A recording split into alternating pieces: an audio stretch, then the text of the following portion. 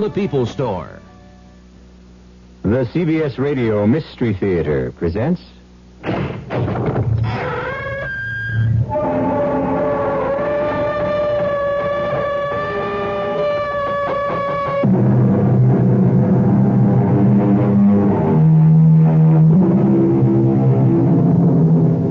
Come in. Welcome. I'm E.G. Marshall. Welcome to the terrifying world of the imagination. My tale is about greed, the lust for gold. It has been said about the hunger for money that it is an overwhelming appetite that feeds on itself and can never be sated. Even the most honorable man can feel the hunger pangs that are caused by poverty. I thought of you trying to make a home for us out of the few dollars I earn. I was wet and tired and angry, and I kept thinking he has so much and locks it away, not even spending anything for his own comfort, keeping it from us who need it so badly.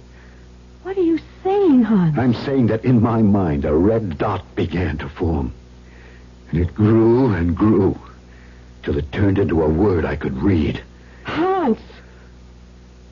That word was kill.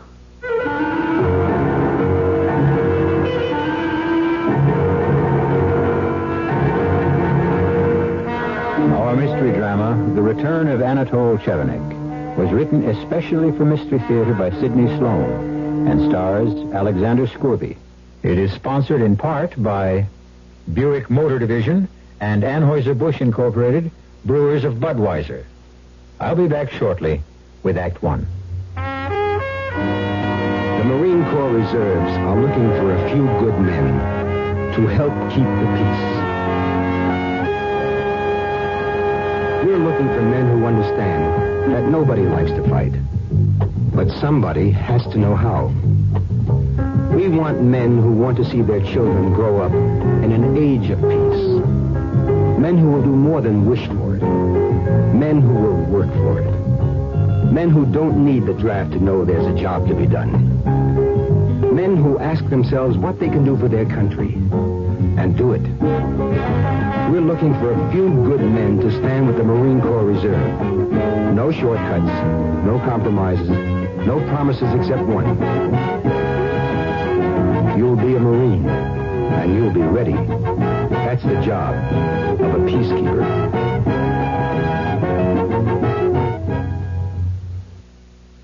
Farmers and ranchers who choose the Federal Land Bank for major financing do so for two very important reasons. They get a long-term loan, and they get the loan at reasonable cost. A long-term loan at reasonable cost. Isn't that the kind of farm or ranch loan you would like? Think how those extra years in which to repay a land bank loan would reduce your payments.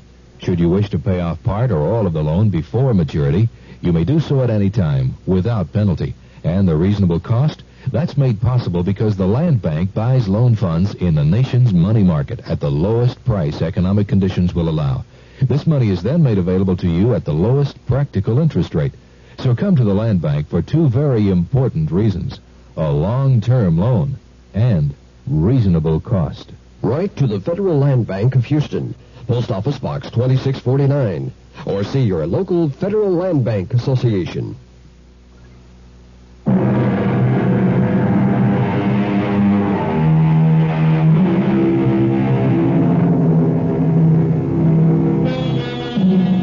It was a cold, rainy evening in late fall that found Hans Chevenic pressing forward, leaning into the wind, down the dark side street in the poor section of the town where his Uncle Anatole lived and ran his junk business.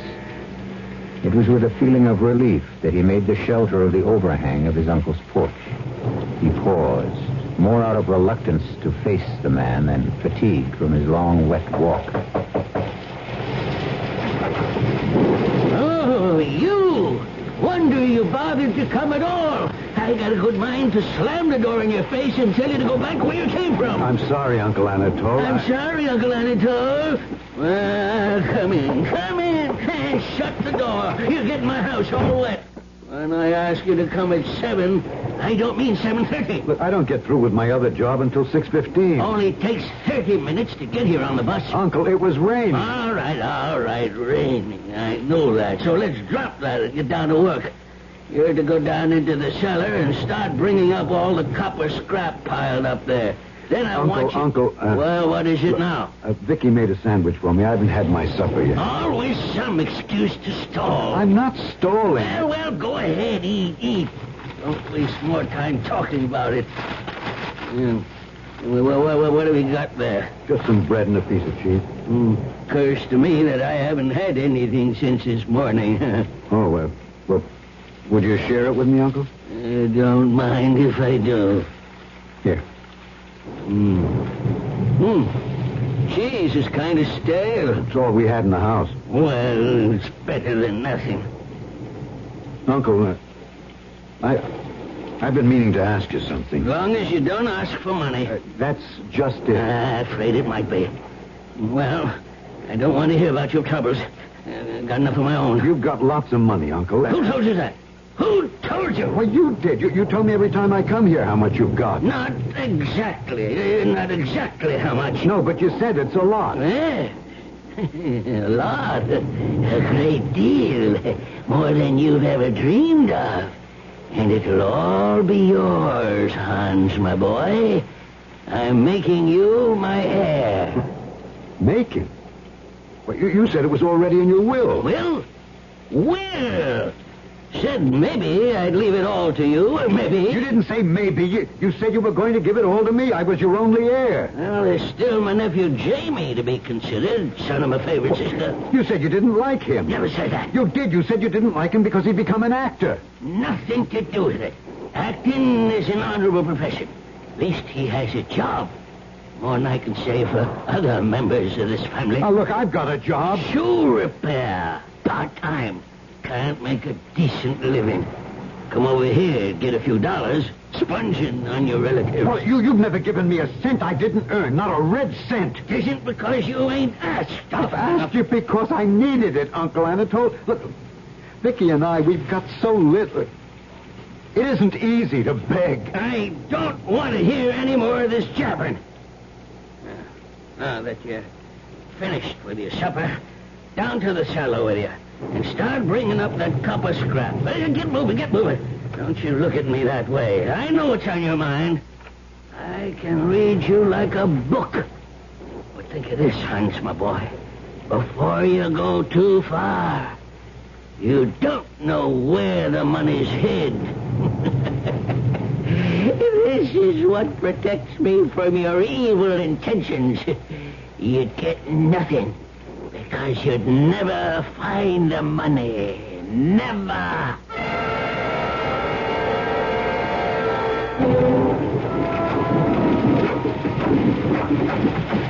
Dad, you home? Yeah, Vicky.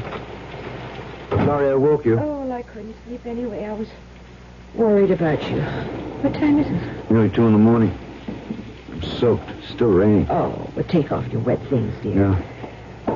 Uncle Anatole kept you late tonight. Worked me late, you mean? He's taking advantage of you, Hans. I know it. He knows it. Paying you so little and holding that inheritance in front of your nose like a carrot in front of a donkey so you'll go on working. That's what I'm turning into, a donkey, a beast of burden. Suppose he decides to give it to somebody else when he dies. He can't. What do you mean? He can give it to anyone he wants to. To your cousin Jamie? To anyone, to charity? He wouldn't give it to charity. He doesn't know the meaning of the word. As for Cousin Jamie, I know something he doesn't know. Jamie is dead. Dead? Yes. When? How? About 6 months ago, he was killed in an automobile accident in San Francisco. I wrote and got all the details. Car caught fire after crashing. He was identified from papers in his wallet. Then you're bound to get the money. When? Well, when he... Dies? Couldn't you persuade him to give you some of the money now? I suggested that tonight. He flew into a rage, accused me of planning his death. Oh, he didn't mean... He meant it. He as much as said the only thing that was keeping me from killing him was the fact that I didn't know where the money was hidden. Oh, that's ridiculous. It's almost comical. That's the way I felt about it when he said it. I was hurt that he would even joke about anything so horrible. Oh, Hans. Knowing you the way I do, knowing the kind of man you are, how kind you are, how gentle. The whole thing's utterly impossible. Is it? Hans. You know, coming back on the bus, I thought of what he'd said.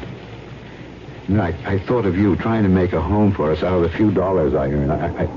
I was wet and tired and angry inside. I kept thinking he has so much and he locks it away, not even spending anything for his own comfort, keeping it from us who need it. What are you saying? I'm saying that in my mind, a small red dot began to form. It grew and grew, and then it turned into a word that I could read. Hans! That word was kill.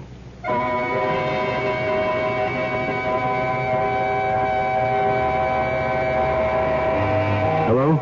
May I speak to Mr. Crandall, please? Anatole Chevenic calling. Miss Crandall? Yeah, I got your letter. I know I'm 10 days late with the payment. Yes, sir, I know that what the contract reads, but... Oh, no, sir, I wouldn't want that to happen. But you see, well, I'm expecting a sum of money, money owed to me. Yes, sir, yes, sir. Thursday at 4 p.m. sharp. I'll be there, Mr. Crandall. You can depend on it.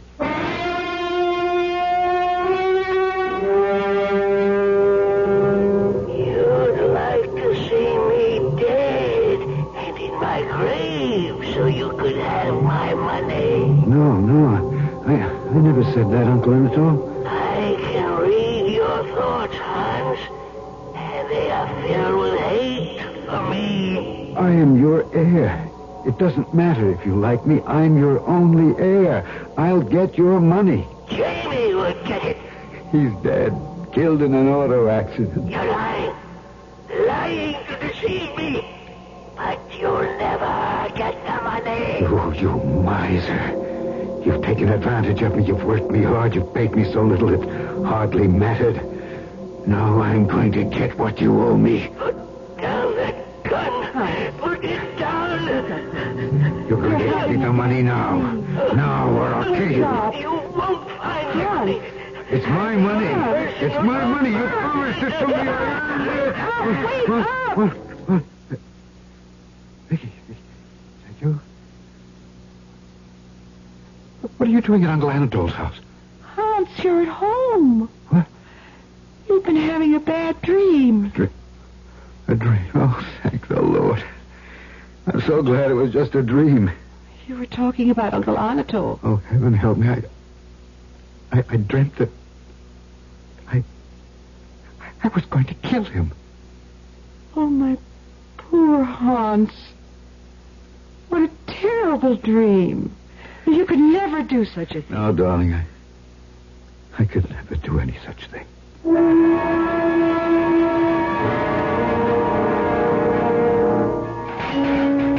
Hans! Yes, Uncle Anatole? Not finished yet? No? How long do you have to stall when I'm not watching you? I wasn't stalling. Well, leave that iron scrap and come upstairs out the cellar. I got something for you to do here. Uncle Anatole, I wonder if you'd mind if I left a little earlier tonight. You can take it off the money with the money I've got coming to me. I don't mind. I don't mind if you never come back for that matter. Work too much for you? No, please. Look, Vicky is sick. She was running a fever when I left. Sure. Here, take your money and get out. And don't bother to come back. Oh, please, Uncle Anatole. It's only because I'm worried about Vicky. Sure. Pick up your stuff and get out. You don't believe me. Look, Uncle, I need the work. I'll come early tomorrow. There ain't going to be no tomorrow for you, Hans. I don't want to see your face again. But, Uncle... Out, you understand? Okay, I'll go. For years you've held the inheritance money over my head to make a slave of me. But now I realize the truth. There is no money. There never was. You've lied to me to get me to work for you. No money, eh? No money, you say? Well, now that I know your true feelings about me, I'm going to show you the money. What? I'm going to show you what you've lost with your suspicions, your nasty, evil suspicions. Follow me. You're not more than 10 feet away from your inheritance. What? That you will never get. Here. Give me a hand with this big chest. Push it. Uncle. Just shut up. Give me a hand with this heavy old chest. Come on. I'm sorry that Just keep your mouth closed and help me push. Come on. All right. Push. There. That's enough. Now, scrape that dirt where the chest was standing. What? Go ahead.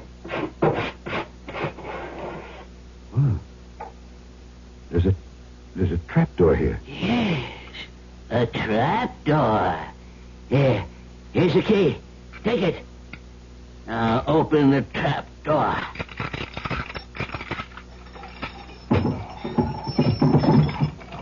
Now, hold up this lamp. Oh, What do you see in that box? gold coins. All gold. That's right, my boy. All gold coins. A fortune. You didn't believe me, eh? Now you will never touch it. Never have even one small bit of it. What good is it to you? What can you do with it? Now that you've seen it, I'll enjoy it more. Help me push this chest back. Come on, I can't do it alone. No, I won't help you. Don't, Not until you give me what's coming to me. don't make me lose my temper. Do it yourself, you old miser. So, I'll make you work, you stupid oaf. Put down that cane. Your last chance. Do what I ask. I swear, if you strike me, I'll kill you. Threaten me, will you? I'll show you. Stop. Threaten me? You haven't got the nerve to do anything with your life. Get out of my house, you weakling. You coward. I've had enough from you. I'll kill you.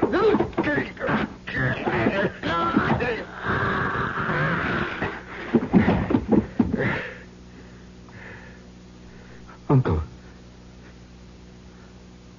Uncle. Speak to me. No. You're not dead. You're not dead.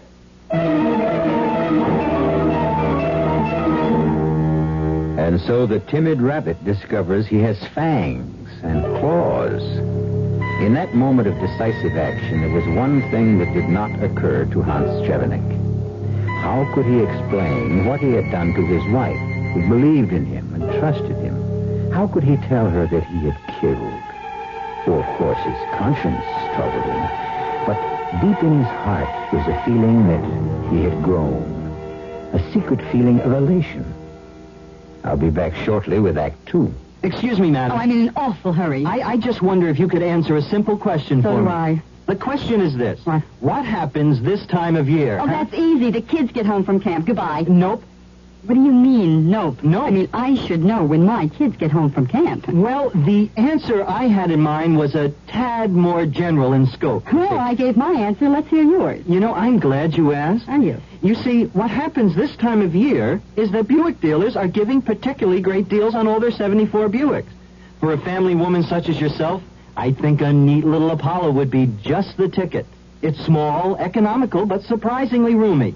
And it's a Buick, so it's really quite elegant. You don't say. Uh-huh. Now, isn't that good news? Yes. I mean, that you can get such a nifty deal on such a nifty small To be car. sure it is, yes. To be sure. By the way, where do your kids go to camp? Guam. It's a small island in the South Pacific. Guam. Glad is what happens when you use Dial soap. You just can't buy a better deodorant soap than Dial. And that's saying something.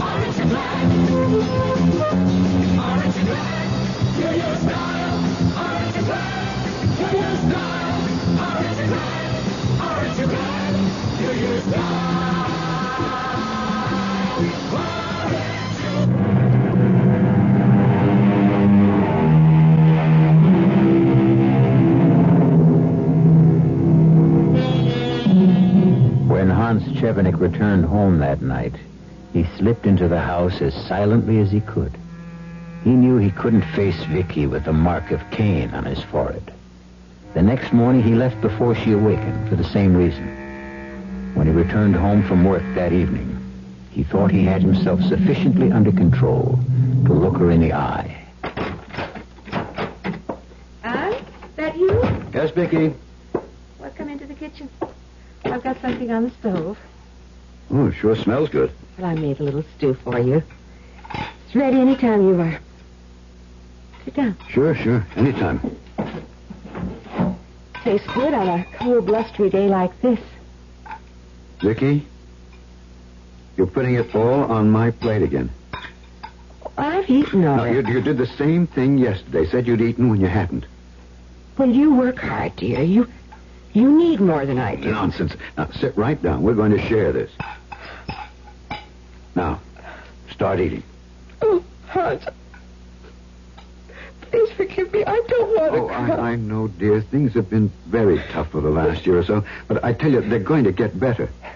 Look, I've had a bit of good luck. Look at this. What is it? What is it? It's a $20 gold piece.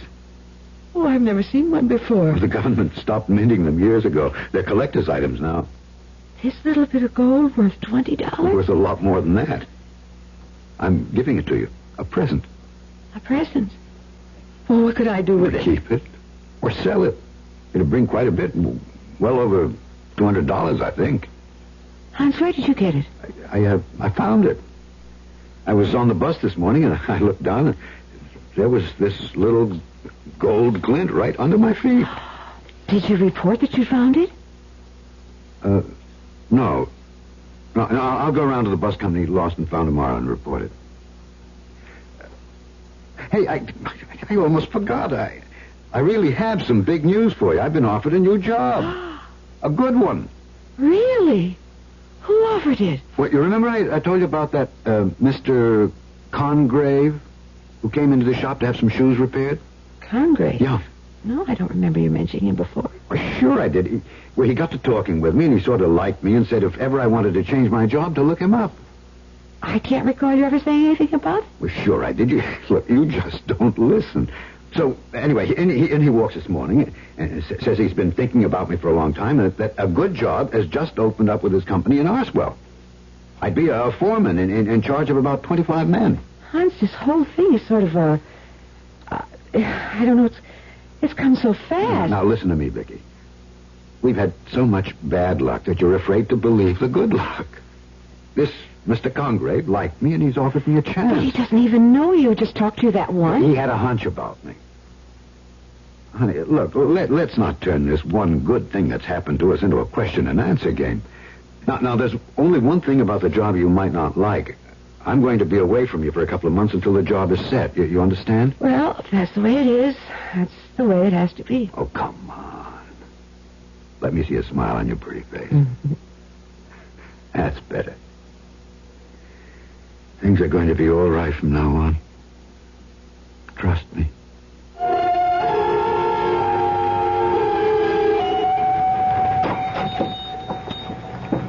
Yes, can I help you? Oh, are you Mr. Chevenic? Anatole Chevenic? No, I'm his nephew, Hans. Well, this is Anatole Chevenic's house, isn't it? That's right. He in? I have a registered letter for him. Has to be signed. No, he's not in. In fact, he's left. He's left the country. Oh. You know, I've been delivering mail to him for 3 years now, and I never saw him once. Talked to him through the door one time. It told me to push the mail under the door, but never opened it. Yes, he had some peculiar habits. Oh, my job, you get to see a lot of strange... You said had? What? You said had, as though he was dead. What, did I? Yeah. Well, I didn't mean it that way. He's gone off to South Africa, Johannesburg. Spent most of his early life there, you know. He felt he was sort of, well, going home, so to speak. The letter. Letter? Yeah. Registered. Reason I came. Got to be signed for. Well, guess you could do it. Well, I don't like signing his name. Oh, just sign your own. That'll be all right. Right here. Okay. Thanks. Here you go. Have a good day. Thank you. Oh. Damn. Gotta watch my slip. I wonder if he was suspicious. Oh. Hello? Hello. May I speak with Anatole Chevenic, please? Well, he's not here. What do you mean he's not there? He's gone. He's left the country. Gone? He didn't say anything to me about leaving. I spoke to him just 2 days ago. Well, yeah, it was all very sudden. He left probably after you talked to him. Very strange. He said nothing about any plans to go away. Where did he go? Africa. South Africa. What? South Africa? Yes. You see, he'd spent the better part of his early life there, Johannesburg. I never heard that. Who are you? I'm his nephew, Hans Chevenic. Oh, Hans Chevenic. Yes. Well, I was really looking for you when I called here. Well, looking for me? Who is this? Surely you can't have forgotten so soon. I thought you would be in Oswald this morning, starting on your new job. What? How did you know? Oh, you must have spoken with my wife. She expected me to be there. As a matter of fact, I would have been there if it hadn't been for the sudden departure. Of Uncle Anatole? Yes, it sort of changed my plans. Strange the way you said that. What? Sudden departure. Well, what's so strange about that? It's a common expression. It is also used when speaking of someone dying. Suddenly. Not at all. Not at all. Sudden departure, sudden death. See what I mean? Well, I never use it that way. I meant my uncle left the country. He went away. Yes, of course. Well, to get back to the reason for my call. When may I expect you in Oswell? What? Expect me in Oswell? Or have you given up the entire plan? Who are you? Who am I? Yes. Surely you must be joking. I'm your new boss, George Congrave.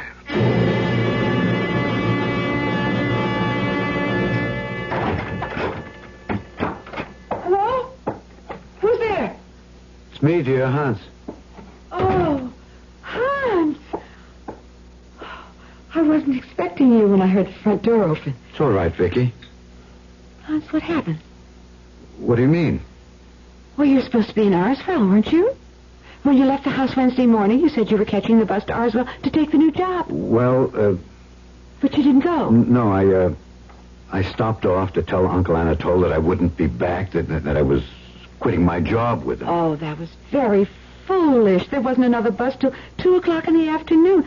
How were you to get to Arsville in the new job? Look, Vicky, I suppose it didn't make good sense to stop off without thinking how I was going to get to Oswald afterwards. Well, I was so surprised when the next morning Mr. Congrave came to the door and wanted to know where you were. Congrave came to the door? What did he look like? Middle-aged, nicely dressed. Asked for you. I knew who he was immediately, and I got terribly worried about you. Vicky, how did you know it was Mr. Congrave? Well, I knew, that's all. I just knew. Did he tell you his name? Did he introduce himself first? I don't know. How could I remember that? Suddenly I was calling him Mr. Congrave, that's all. Vicky, listen to me. It's very important for me to know whether you called him Mr. Congrave or he told you that his name was Congrave. I can't see that it makes any difference. It was Mr. Congrave, and he was asking for you. Okay, all right. What do you want to know? He wanted to speak to you. He seemed very concerned. Perhaps because you failed to show up for work. Did you ask about Uncle Anatole? Uncle Anatole? Yes. How would Mr. Congrave know him? Well, evidently he does. He knows him very well. He called me there at Uncle Anatole's house. I don't understand. Now, what does it all mean? I don't know, Vicky. I wish I did. Is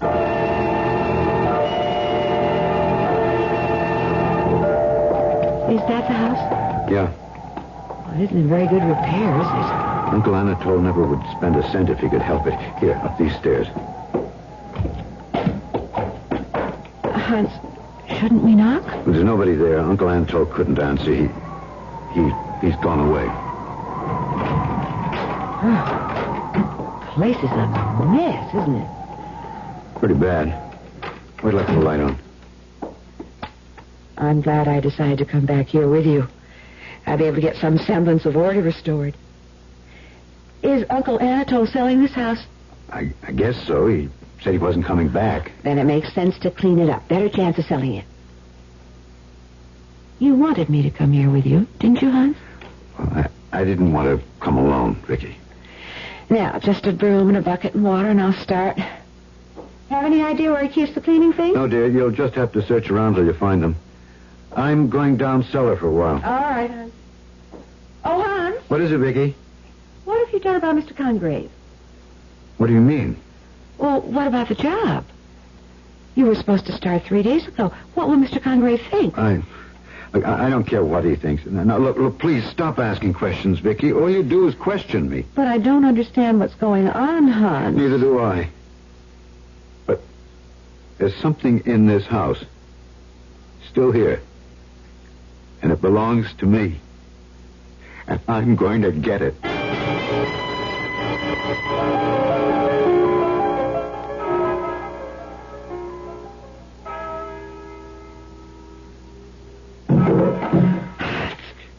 Huh? Hans, wake up. What?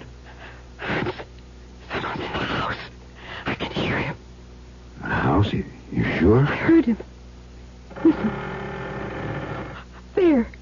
Hear it? Yeah, but this is an old house. Old houses creak at night. It isn't just that. I heard something. Someone bumped into something in the dark. I don't believe there's anyone there, but I'll go take a look. You have a flashlight? No, I'll just switch on the lights downstairs. Do you want me to come with you? If you want to, come on. I'll feel along the wall for the light switch. Hold on to my arm. Here, I've got it. I don't see anything out of the ordinary. It's probably just your imagination. You know, those noises. No, I heard something. Well, no one's in the house as far as I can see. Come on, let's go back to bed. All right, Hans. The phone. At this hour? I'll get it. You stay here. Yes? Hello? Anatole Chevenic? He's not here. Oh, he's there. He's there all right. But he isn't able to answer. Is that what you mean? Look, please, what do you want? I told you. I want to speak with Anatole Chevenic. He can't speak with you. He's not here. Is this Hans Chevenic? Yes, this is Hans. Hans, this is George Congreve. No, there is no George Congreve. He's just a lie. A lie I told my wife. There is no George Congreve.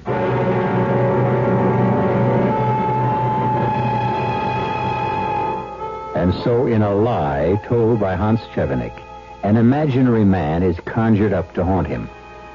To the tortured man, the unreal has more substance than the real. With the guilt of a murder on his conscience and his fear of the apparition that follows him relentlessly, can his mind stay in balance?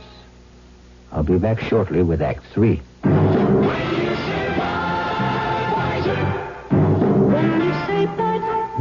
You've said a lot of things nobody else can say. When you say but, you've gone as far as you can go to get the very best. When you say but, you've said the word that means you like to do it all. When you say but, it means you want the beer that's got a taste that's number one. When you say but, you tell the world you know what makes it all the way. When you say but, you say you care enough to only want the king of beers. There is no other one. There's only something less. Because the king of beers is leading all the rest. When you say Budweiser, you've said it all. Anheuser-Busch, St. Louis. Hot dog, Armour hot dog. What do kids put on Armour hot dog? Mustard, ketchup, lots of relish too. Pickles, onions, even peanut butter too. Armour hot dog. The dog kids love to bite. KRLD and 92K are now accepting applications for our Broadcast Scholarship Program. This spring's scholarship winner will receive a complete course in broadcasting, including announcing and engineering, at Elkins Institute here in Dallas. The program is open to any man or woman interested in broadcasting as a career. For application details, call the Scholarship Coordinator at KRLD, 634-1080, during business hours. That's 634-1080.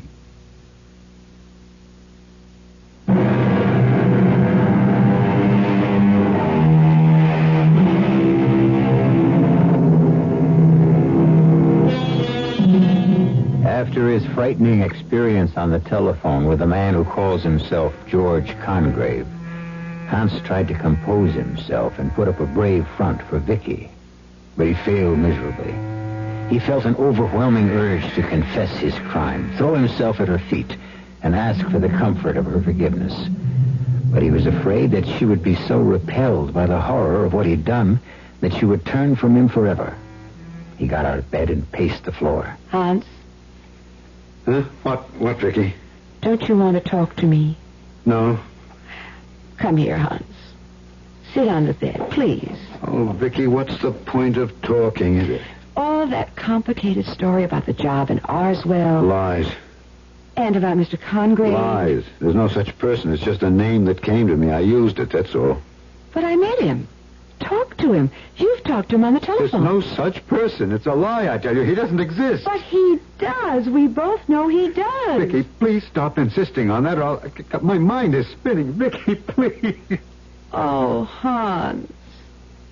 You've got something terrible on your conscience. First, there was that gold coin that you said you found on the bus. Now, you didn't find it, did you? No, that was a lie, too. Then I know it all now. It all fits together. I know what it is you've done. Oh, my God. You've stolen your uncle's money. What? Oh, stolen. Stolen, if that were all. No, Vicky, it's worse. Much worse. I've committed a murder. I killed him.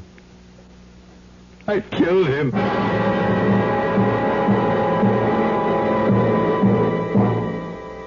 Vicky, you still here? Of course, darling. I must have fallen asleep. But what are you doing here? What? Look, I told you everything, and you're still here. I thought you'd... Run? Run away from you? Vicky, I wanted to tell you sooner, but I was afraid I'd lose you. You don't have much faith in me, do you? I love you. And I would fight for you and stay with you no matter what you'd done. Even murder? You haven't committed a murder. Vicky, You just think you have. It's all confused in your mind. You remember your dream? You dreamt you killed your uncle. Yes, but it was Vicky... just a dream.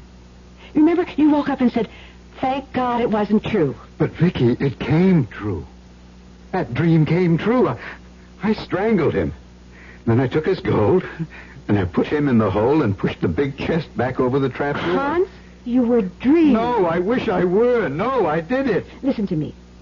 Now, try to control your thoughts. Just say to yourself, it never happened. Oh, Vicky. It never happened. You just imagined it or dreamt it. It happened. I killed him.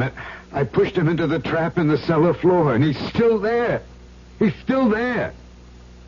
Hans, did you move the chest away by yourself when Uncle Anatole said he would show you the money? Well, no, we both pushed. It was too heavy for me to do alone. Then I opened the trap with the key he gave me. And I saw the gold. I couldn't believe my eyes. And he laughed. He told me that was the last time I would ever see it, that he was cutting me out of his will. Then after all that, he commanded me to help him push the chest back over the trap. And then you struck him? No, he struck me with his cane because I refused. Look, here it is, this broken cane. He broke it on my back. Well, there's dried blood on it. My blood. I begged him to stop it. He just kept hitting me as though he'd gone mad. Finally, I grabbed him. I thought to stop him. I didn't even realize what I was doing. I hated him. I loathed him. and I was strangling him. When I let go of him, he was dead. And then you took the money? Yes, I hid it in another place. I had better use for the trap. It was to be Uncle Anatole's grave. I pushed him in, I closed the trap door, and pushed the big chest back over it. Hans, there's only one way to find out. You mean move the chest? And look into the hole? No. It's the only way. No, I couldn't look at his face again. If he's not there, it means you never killed him. No, if he's not there, it means he's still alive, and that's more frightening than his being dead.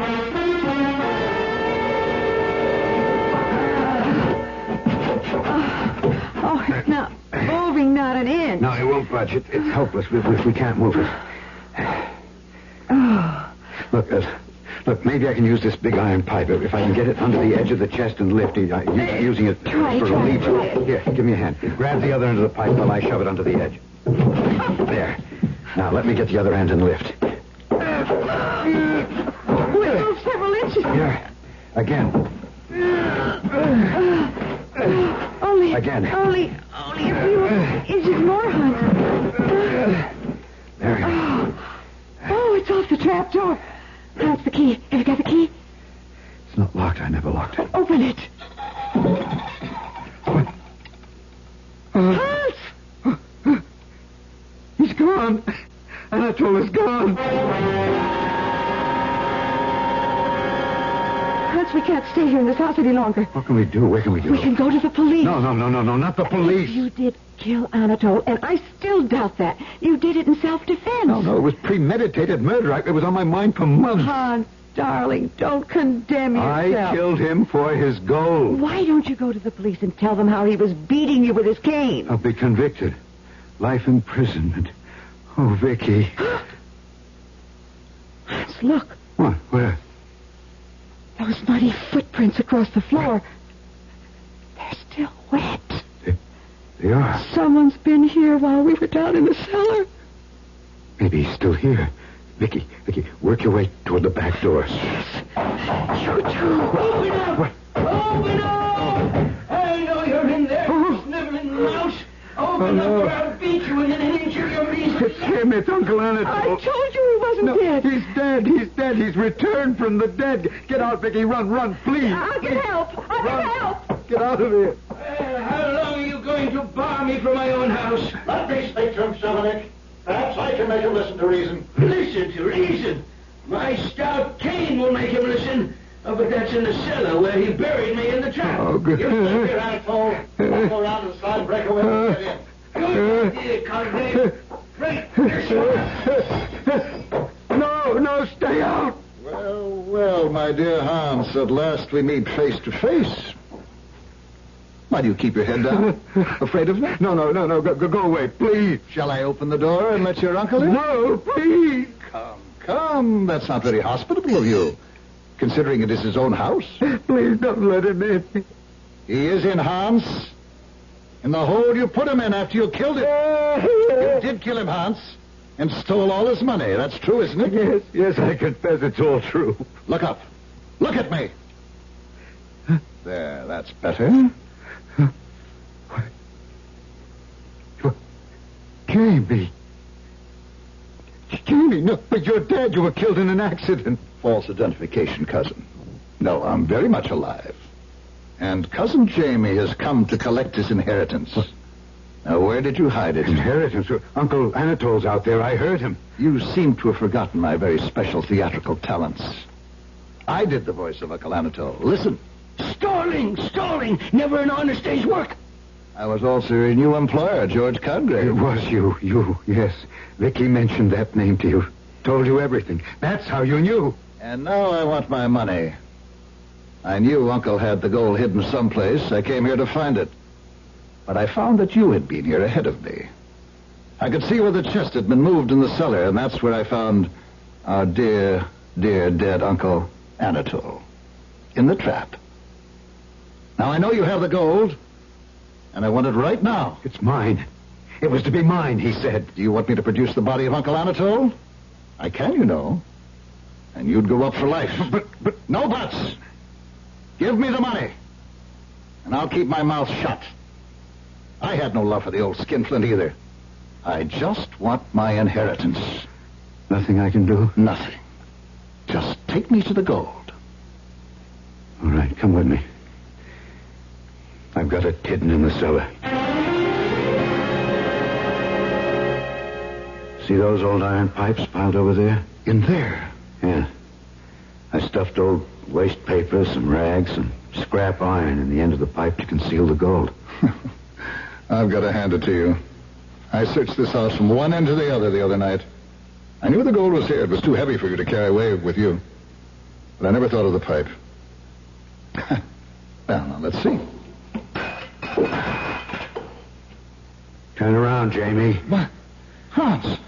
Put down that iron bar, Hans! Gold is mine. He promised it all to me. Look! I'll split it with you. Half for you. No!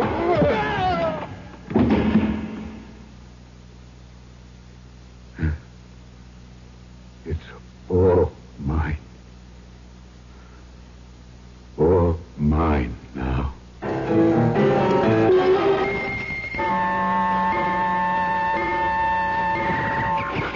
Nice day. I'm glad you could come. Oh, I never miss the second Thursday in each month, Doctor. I think he looks forward to it. Do you think he really knows? Well, sometimes I feel there is a glimmer, a slight glimmer. There he is. We've got him working with the gardener. He seems to like flowers. Hans? I don't think he knows his name. Let him see you. Hans? I brought you something. A present. Something sweet. Oh, thank you. You're a nice lady. Here's a flower for you. Yellow. Like a piece of gold.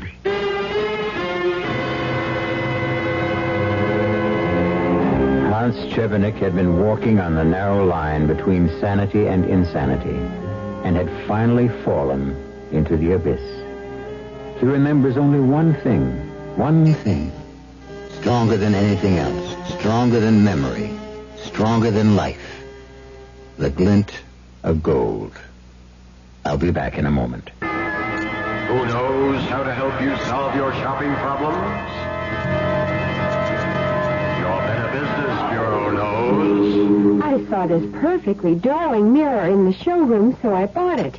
But when the truck came, they delivered this thing I never saw before. Now what am I going to do? I'll tell you what to do, madam. But who are you? I'm the man from the Better Business Bureau. Now, the first thing to do is to call the store manager and tell him what happened. But in the future, when your merchandise is delivered, you should examine the item before the delivery truck leaves. And if it's to be delivered from a warehouse, have a clear understanding with the dealer that unless it is the same as the sample shown to you, you will not accept it or pay for it. Oh, thank you. Just part of my job, madam, to help people with their shopping problems.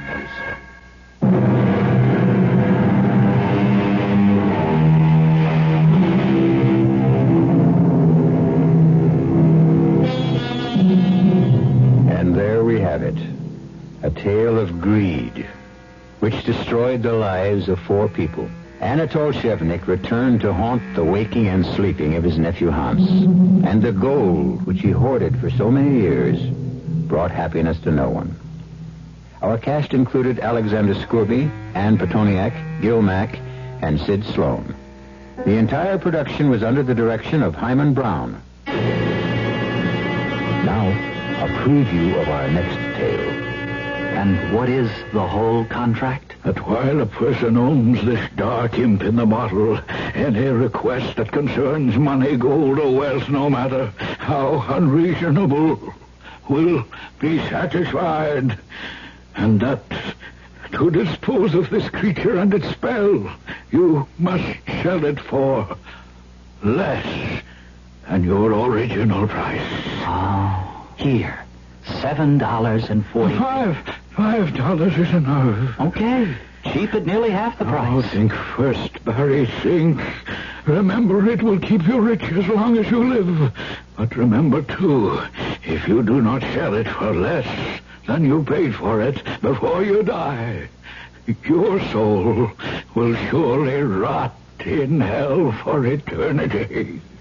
Radio Mystery Theater was sponsored in part by Anheuser-Busch Incorporated, Brewers of Budweiser, and Buick Motor Division. This is E.G. Marshall inviting you to return to our Mystery Theater for another adventure in the macabre. Until next time, pleasant dreams.